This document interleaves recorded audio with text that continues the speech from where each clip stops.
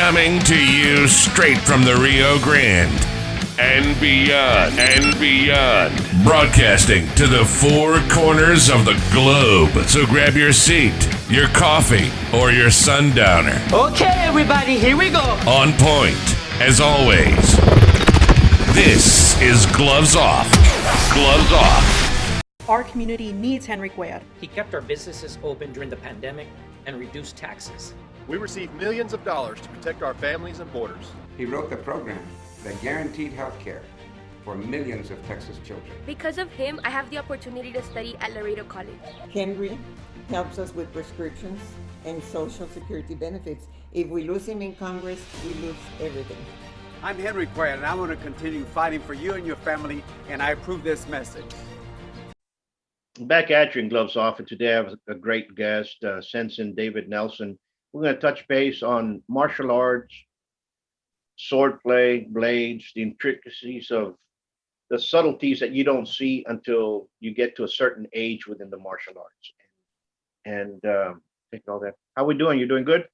I'm doing absolutely fantastic. It's good to see. It's good to see you. It's good to Yes. see you. And and it's kind of great to see other martial art, especially when we're on Facebook land and we see people that really love their passion and what they do. You can see that, but it's on their photos and everything else. Yeah, kindred spirits recognize kindred spirits. You just look at a guy and go, yep, I'm going to go meet that guy someday. If I get a chance to train, I'm going to go with that person. And you see some people on Facebook or social media, you just slap your head and go, oh boy. Yeah, absolutely. And a lot of folks within the martial arts always say, no, you have to study just one style. Mhm. There's so many different styles, and people forget that the great masters within the styles that were named, we can name them from Ed Parker, from Adriano Emperado, from Leo Giron, from O Sensei. Mhm. They all cross-trained with something else, and the multi-part style systems that existed, and they'll grab from here and they'll learn it and they'll just put it into what they became. And That's that's basically what a lot of people do not understand. But you have to have basics. Right. You have to have a real good foundation. And that's I've always taught my students, you need to go deep with one art for many, many years. Then you can start to play in the branches a little bit, but you have to get that good root. Otherwise, you're going to be blown over. You'll be blown over under stress. A good foundation, no matter what art you're doing, is primary. And then you can go play, because then you find you have the root.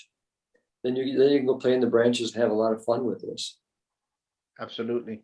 A lot of people would say, like Bruce Lee used to say, you take the best from the arts. I absolutely agree with that. But you have to have that great foundation. If you don't have foundation, you're not going anywhere. You don't have anything. I mean, I discovered that when I was, I started in karate and Okinawan karate, and one of the first katas I learned was Sanshin kata. And I still do Sanshin kata today. I mean, that's my foundation. And I didn't always like it. I didn't understand it as a 14-year-old kid, but it's like that laid the foundation for me. And if I could only teach one kata, that would be it.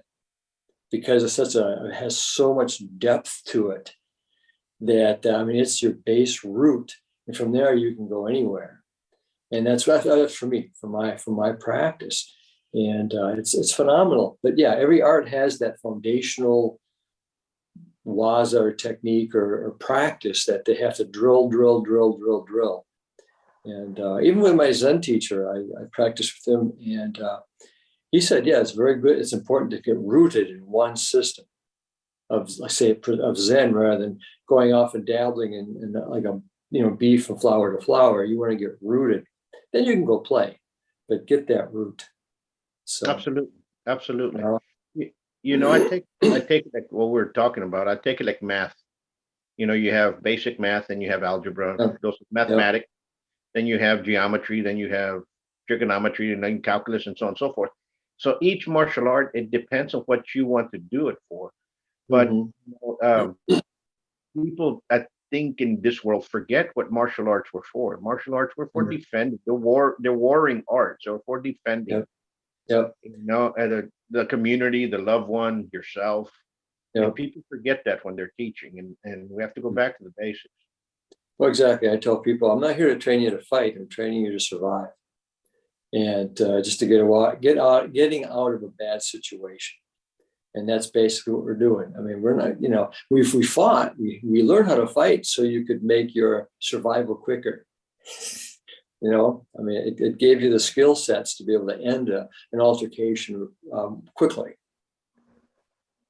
So you have to develop that eye and that spirit for those kind of altercations. Because as you know, fights are chaotic and they happen very fast. Boom. One moment it's calm, the next second it's not. And how do you gather your mind to be able to adapt and survive? And those are some of the truer skills that you get for having a foundation. And coming from a foundation with somebody that's experienced with that. Exactly. That's the key point. You know, I love the quote. That I wouldn't say it's a quote, but everybody kind of says it in France. How can you teach something that you haven't lived? Yes. I was so fortunate. My instructor, my sensei, was a police officer who understood altercations.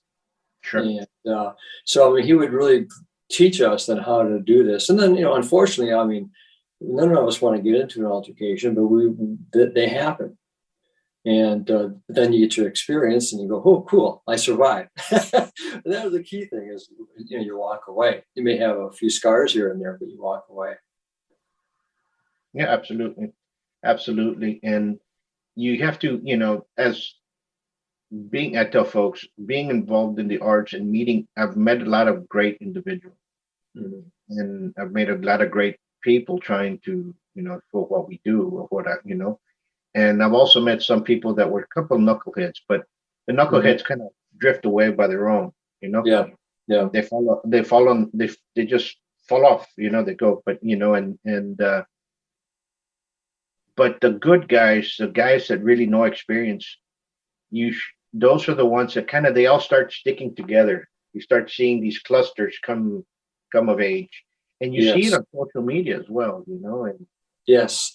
Yeah, you find those, they come together and say, yeah, most of my best friends are longtime martial artists because we understand, well, we share those experiences, something that's really unspoken. Yeah, that you only get through practice. Yeah. And a friend of mine when I was living in Florida he was basically a neighbor of mine. I didn't know this for about a year. But people kept telling me, hey, there's this guy down the road who does karate. He's got a whole thing in his garage and everything. And I kept putting it off because, you know, he knows karate, right? Yeah, I'm one of those guys. So I decided to contact him. And his first impression, he was telling me this later, he says, my first impression was, some guy learning karate on YouTube wants to meet with me. Oh, gee, my crickets, you know. So we actually get together. This is during COVID. So we get together near my garage outside, have some drinks, and we get to talk, and also we start getting excited. We get up and we start to move. And as soon as we moved, it was like recognition. And 5 minutes later, we were in his garage, hitting his makawara, playing with, it was like, boom, we understood because we began to move. And the action spoke. And so you can tell somebody, and he's a Godan and Goju-ryu with over 50 years experience, extremely skilled. And his analysis and application of kata is phenomenal.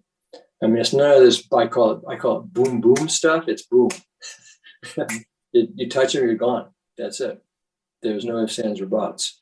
And to me, that's what one of the foundational things I learned from my teacher was there is no block strike. There's no boom, boom.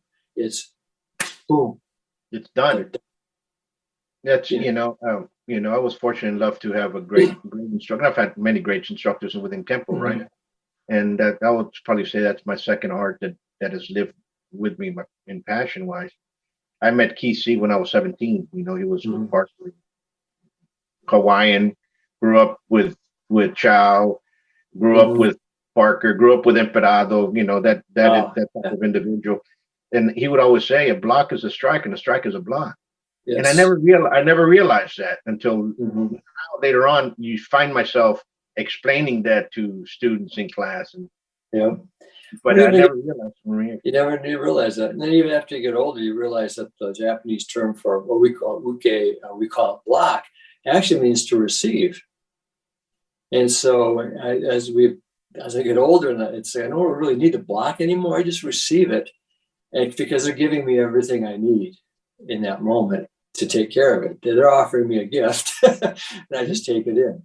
And it's phenomenal how that works. But again, you have to practice. You only get that though through the hardness. I think to get to the softness, you have to go through the hard, until it softens to the point where you can actually just receive things and slide and move.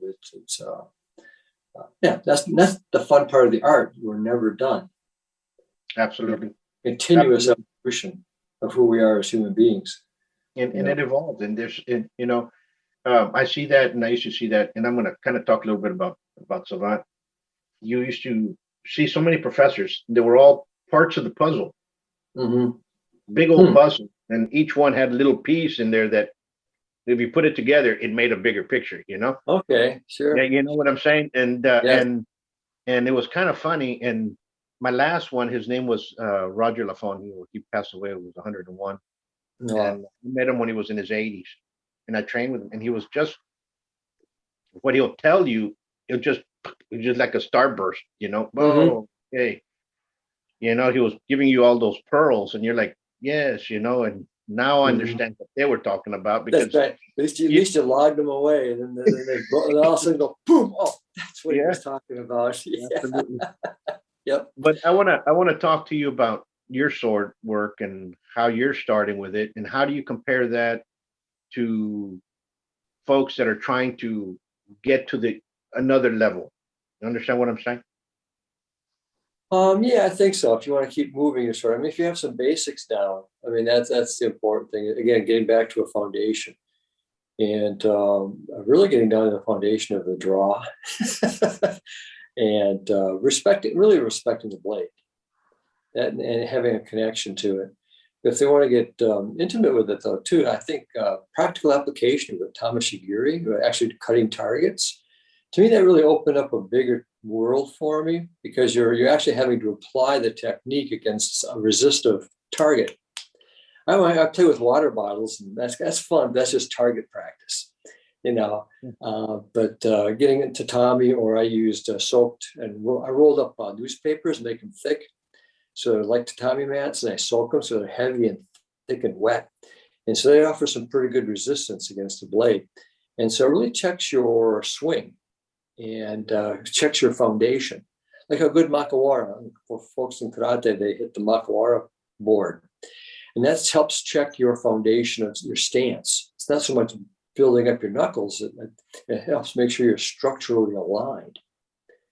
And so, same with cutting, you have to maybe structurally align properly. That helps. But to develop the intricacies, a teacher is helpful. And the practice is essential, period.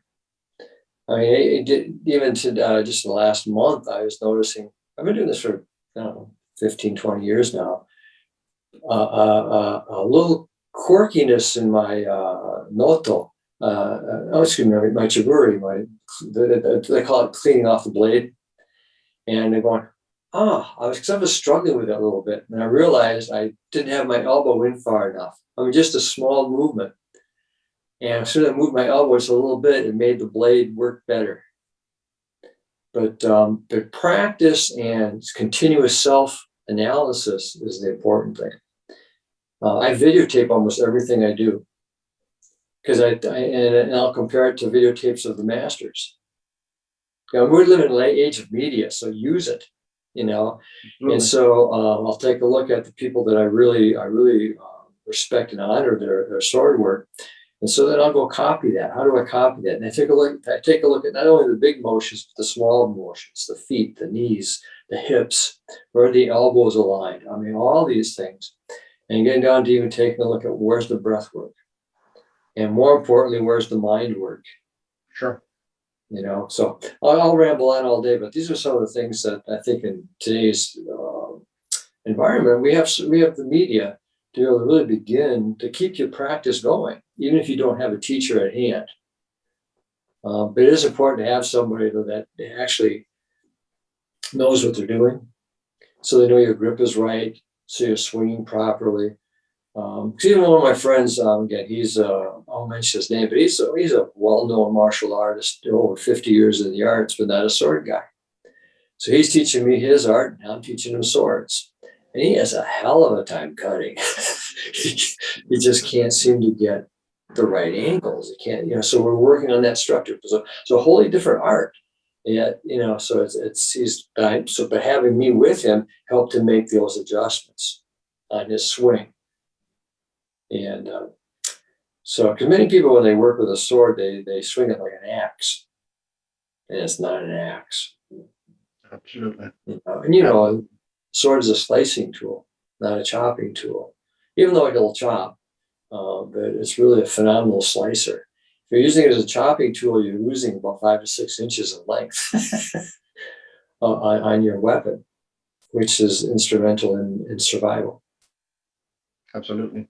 Yeah. Absolutely. And you said a bunch of key points inside. Number one, videotape yourself, look over and see what you're doing. Right now we have the ability to do that.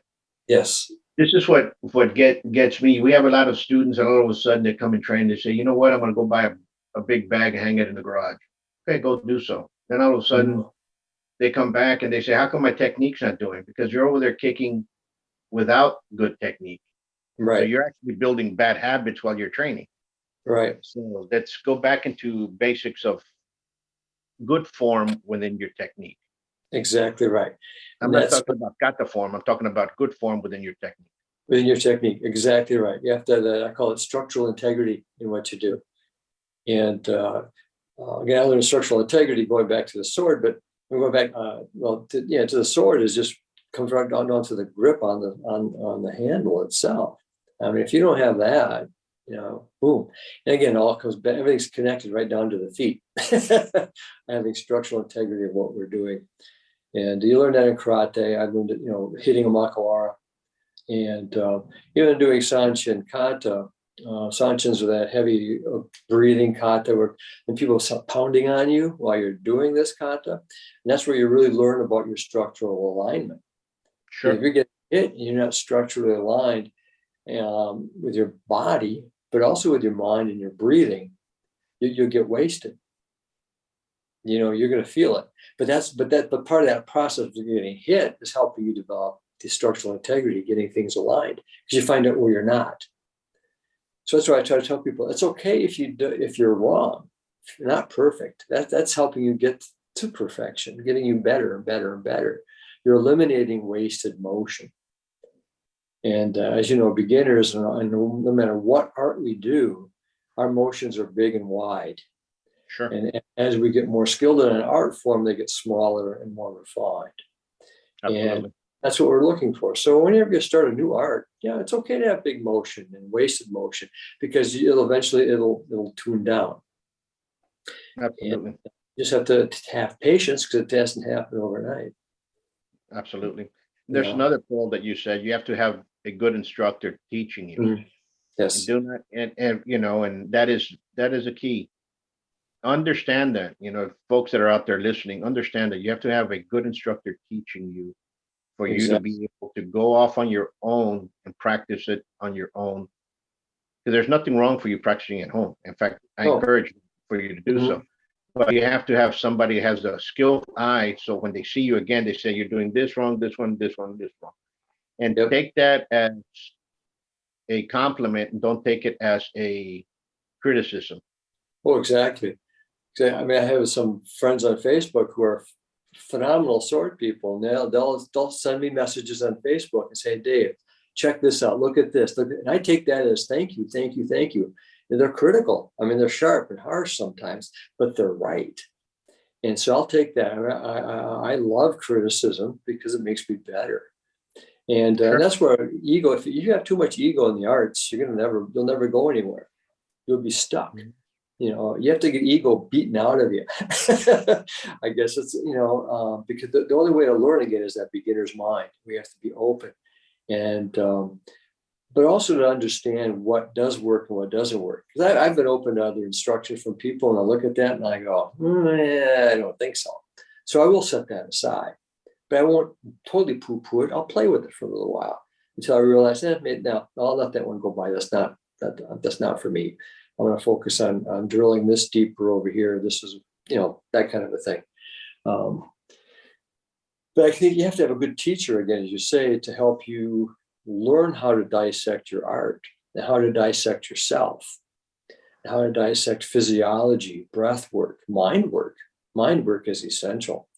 I mean, if there's anything that I try to get essential across to people, is to really understand how your mind reacts under stress with fight, flight, or freeze. Mm-hmm. And no matter what art you're practicing, especially martial arts, that's what you're facing. You're going to face that fear, and that's going to, and you're going to either fight, run, or freeze. And how do you not do that? Because those are reactions. How do we train ourselves to respond? And so we have to be able to enter into that gap of recognizing, we have to see we're under fight or flight, but begin to move to our training. And then the more and more you do this, the training takes over. Mm-hmm. We see fight or flight, it happens within our system, but it's not our go-to, or we go to the response of our training. That happened to me back in the early 80s. I was in an altercation. My boss was actually getting beaten up by a coworker who had just gotten fired. And he's a big guy. He's about 6'1". I'm a little guy. I'm 5'8". I was probably about 145 pounds at the time, but I was a new black belt roughly. I had about 12 years of training under my belt. But I pulled the guy off with a full Nelson. My last name's Nelson, so I thought it was pretty cool. But he broke this because he was actually a black belt when I count Dante's people. He swung around and threw this haymaker at my face. But here's where the training kicks in. Everything slowed down. All of a sudden, time, motion. I could see this fist coming at me. All I had to do was slip his punch. Because I'm in an office setting. It's close quarters. It just slides by. And I don't remember what happened after that, except I had him in the wall. Because it was sort of like training just took over. And that comes through drilling, and learning how to see fight or flight, but entering into the gap of mindful response, mindful training that we've done. Whether you're doing sword work, karate, savate, Muay Thai, whatever it is, you get into that place. And you can tell I get excited about this because I'm rambling, but that altercation woke me up to how my training took over. I didn't have to do anything special, except it happened all on its own. And that's just really cool, And that was Sanshin training, Sanshin kata training, of all those fists coming at me. And seeing it and being able to respond, because I couldn't move backwards. My back was up against a desk area. And so I had to just slip it. So it was really cool. But again, training and developing the eye and the mind and the breath work, all those intricacies that you get. And that just deepened my love for the arts. Absolutely. And a lot of people do not understand that. And this is not, a lot of people think that you have to go into martial arts and you have to get better. You have to get into a fight. No, you have to be. No, you don't have to. In fact, I don't want anybody to get in any fight. You don't want anybody to get into any altercation. And if that's the goal of somebody, to be able to use this to get into altercations, you're in the wrong place. Exactly. Martial arts are to make yourself more better within that. God forbid you ever are in an altercation. You can use it. But people need to understand that, in today's world, people say it's a crazy world, but the world's always been this way. It's always been this way. Yeah, exactly right. It hasn't changed. It's always been this way. We've always had our loonies. We've always had those. We've always had people that were thieves. We've always had people that were murderers. Yeah. We've always had that. It's never changed. Yeah. What we have is just faster communications. That's it. That's basically it. Technology's changed, but basically humanity and how we react, respond to the world is the same. And that's why martial artists, I think it's our personal responsibility to train ourselves to be peacemakers. I mean, that's what it's about. And the do, buto, means to put away the sword. Really to put away the spear, to be a peaceful human being. Sure. So we don't have to. So we don't have to use it. Absolutely. That's what do means. And a lot of people do not understand that, and it means just that.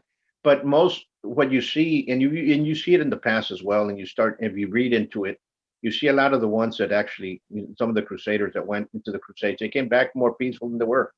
Yeah. And they actually wanted peace. They didn't want war. They were there for that. They were great negotiators, because as a martial artist, I keep saying this, you have to be a great negotiator, because if you're confronted on the street, you have to negotiate your way out of it. And if there's something else, well, then you got a bad deal. Now you have to deal with it. Yep. So, yeah. How many times have we? Yeah. Stories. We're old. We have a lot of stories now. right. But exactly right. Yeah, you have to negotiate. And again, that's the ability to take in and understand your mind as the weapon, and enter into that gap and be able to diffuse that situation. That's part of the art itself. Absolutely. Really, a lot of people do not understand that. They say, no, you're going in there teaching them how to fight. You're actually teaching them how to control violence, not expand it. That's right. You're teaching them not to go off and fight or to run away, but to enter in and be a peacemaker. And that's, if we have to use it physically, then we use it. Absolutely. Absolutely. Let me tell you this. If you have somebody out there wants to contact you or wants to get involved with a sword or contact, see, here in South Texas, there's really no swords, but there's other blades. There's other blades that you can get involved with. But Iaido and Japanese sword work, where can they go, or what would you suggest? Well, the only social media I'm on is Facebook, and I don't really actively teach them. If people have questions, I'm more than happy to help them along the way. I mean, I have friends on Facebook who ask me, send me things on Messenger. They'll send me videos and ask me to critique. And I just tell them, hey, I'm going to be honest, and that's about it, otherwise, I would just say contact me on Facebook, because that's my only social media. I'm a fairly private person. That'd be about the best route. David, and I'm on Facebook, I'm David Shinzen Nelson, because lots of David Nelsons. And Shinzen is my Buddhist name, my Dharma name. And I'm a lay priest in Soto Zen. And if they want to send me videos, I'm more than happy to critique. I always tell people I am not a sword master. I'm just a guy who has a love for the art. And my practice is just this today. Absolutely. And that's all I have. I have nothing more than that. I have no title. I put aside titles. I put aside all that stuff. I don't, it's not even this morning. This morning I just grabbed my boken and just in my sweats this morning, I just did all my kata this morning.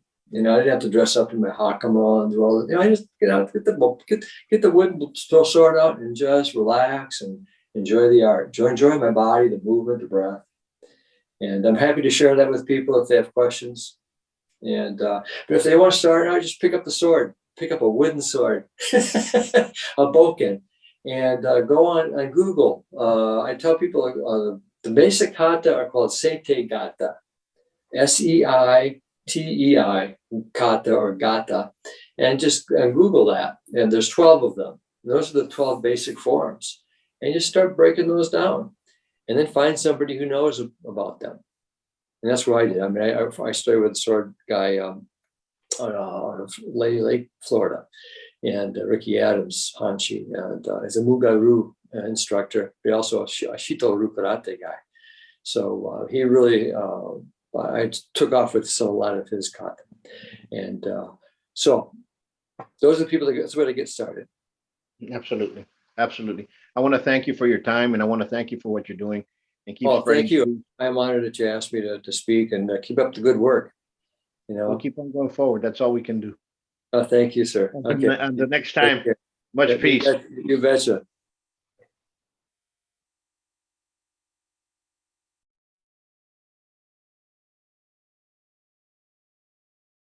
Today, in America, more than 5.5 million men, women, and children train in a martial art regularly. Buitron Academy has been serving Laredo for over 30 years now. Our adult classes are geared for producing the best in you, teaching you street-ready techniques. With the arts of Savate and Kenpo, you'll learn the traditions of these sciences of combat, as passed down professor to student. Hello, my name is Jaime Garcia. I started Savate when I was 17 or 18. I'd like to say it was because I was in search of knowledge, but truth be told, I joined Savate because I got my ass kicked at a bar. My mouth was writing checks, my ass couldn't cash, so I figured I should learn how to fight. I was looking through the paper, trying to find someone that I could really learn something from, and I came across Buitron's school. Even though it was on the other side of town for me, I wanted to go someplace where I wasn't going to be wasting my time. So I came by. He was nice enough to take me on as a student, and I started learning. I went all the way up until I think it was white glove, pretty consistently.